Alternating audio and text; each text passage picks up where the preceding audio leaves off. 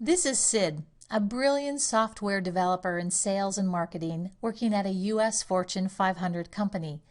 His high level of technical knowledge was leading him on the path of becoming a director.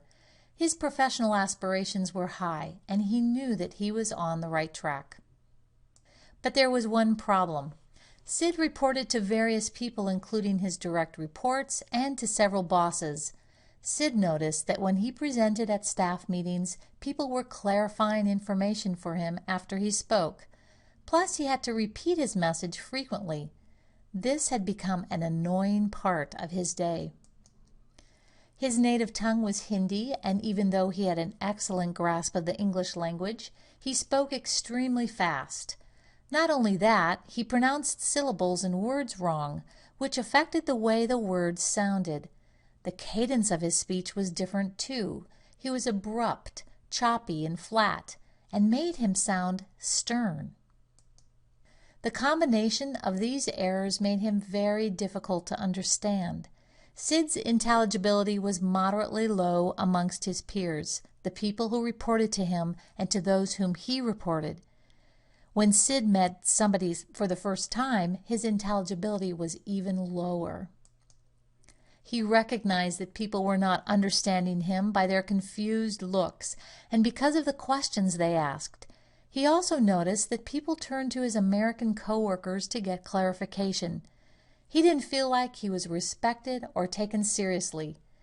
Sadly, Sid started to pull back from contributing to conversations. He was terribly frustrated when he first spoke to me. At his latest mid-year review, his communication skills were identified as a development opportunity. Because he was hard to understand, his boss was reluctant to promote him. A new position would require a lot more communication with senior-level executives. We started working together with the overall goal of making Sid easier to understand so that he could speak fluently to senior executives. He wanted to be understood every time he opened his mouth so his audiences wouldn't struggle with translating the message anymore. Sid read the article called "Why a Brain Doubts a Foreign Accent" and realized that his audiences grew tired of deciphering what he was saying because it required too much energy and concentration, so they gave up. This was a reality Sid wasn't aware of. First, coaching focused on slowing Sid's overall rate of speech to about 150 words per minute. Even though Sid had an excellent grasp of the English language, speaking quickly was not an option because he wasn't pronouncing sounds and words correctly, and the melody and rhythm of speech were so different from American English. Next, Sid was taught the melody of American English. Since American English lengthens vowels in words and uses a lot of pitch variation, he learned how differently he was pronouncing his words compared to the American English way. He had never learned this in any of the language schools he attended. Finally, Sid learned the rhythm of American English and learned about a special technique called linking. Linking connects words in running speech to sound more smooth and natural. Sid worked hard at his goals. He possessed all the factors that are needed for success in any coaching program, including a desire to make changes and motivation to do the work. He had a good coach who helped him to identify development goals.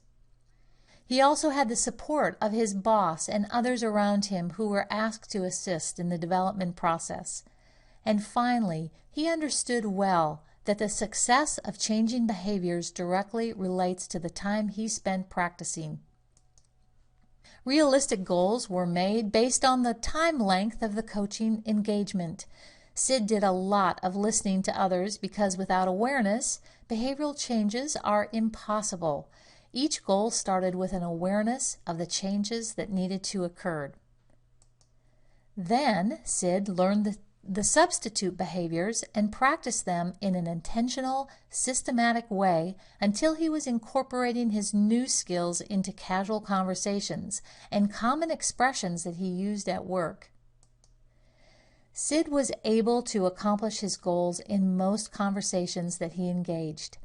His intentional effort on all the goals that had been identified paid off very nicely for Sid. Because he was so much more understandable, Sid was given new responsibilities at work that involved more communication opportunities. 3 months after training, he told me that he no longer avoided situations or people and felt confident about pronouncing words. People at work and on the telephone were not asking him to repeat or clarify his message. The process worked. And here's what Sid said. "Linda, I want to thank you for the coaching you provided to me. I just came back from a big presentation and received excellent feedback. My boss told me that he wanted me to do more in the near future, and he was the one who said I wasn't a very good speaker before I started your services. Thanks so much. This was the best thing I've done for myself in a long time." Does this sound like something you value too? Are you tired of repeating yourself? Have you lost your self-confidence because of your communication skills? If so, I would like to introduce you to the Clearly Speaking Virtual Academy for Indian Speakers. The Clearly Speaking Virtual Academy for Indian Speakers is designed to give you the information you need to make changes just like Sid, with the support and encouragement you need to implement the changes and to keep you on track. Please click on the link below to read all about it. You too can be better understood and never have to repeat yourself again when you learn these techniques.